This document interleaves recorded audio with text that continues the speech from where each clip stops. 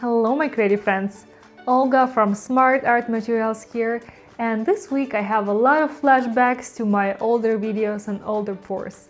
So previously I have experimented with a Dutch pour on a black base, so with black negative space, and it worked out so awesome.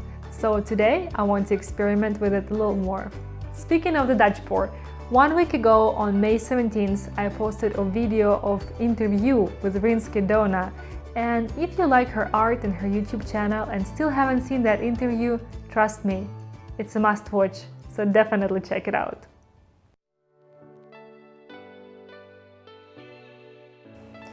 Alright guys, so I just tried it and I really didn't like the outcome, so I scraped it off and I'm gonna use this canvas one more time.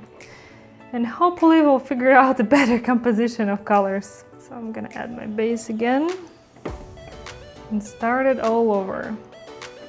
What to do with all this beautiful scraped paint off that you have on the bottom of your pouring container or whatever you have, let it dry and then peel it off. And then you can use it for mixed media projects or for jewelry making. And on my website, on the smartartmaterials.com, I have an article about how to make acrylic skin jewelry. So just one of the options to cut down the waste.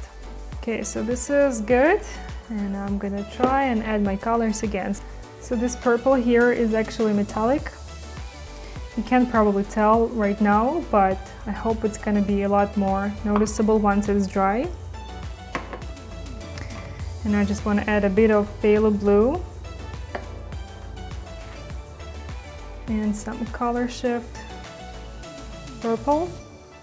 This color is new, it's magenta, and I really can't pronounce the name, so I'm just gonna write it down for you guys. And this yellow is also metallic.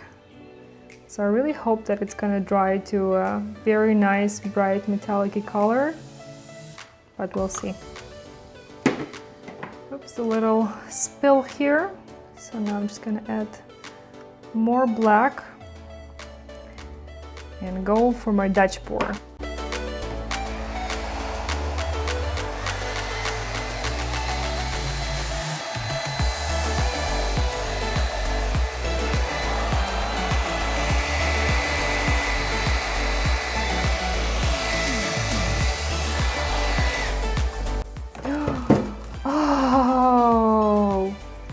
I don't know if you guys can see, but this area right here is just awesome. I really hope that it dries exactly like this. And also I have a lot of paint on my window that's right here, because when you blow with a blow dryer, it just all there. So I need to do some cleaning after I'm done pouring. So now I'm just gonna move the paint around this corner a little, and oh, I absolutely love this area. It's so interesting. So is this right here. All right.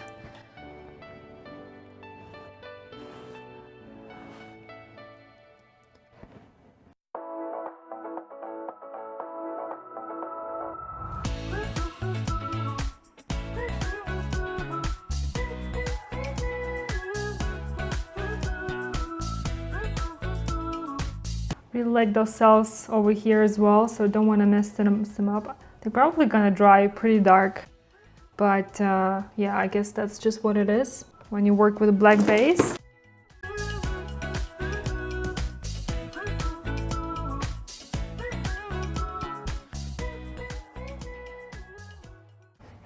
Alright guys, so here it is completely dry. I would say that all those cells dried really awesome. I personally really like the way it looks, especially this black or purple lace, and as well as yellow looks really awesome. And here is the way it looks with the one layer of resin. The world of the difference, hey? So all those colors really popped, and the cells look very, very nice. I would need to do one more layer just to cover up those edges, but I am so happy, happy.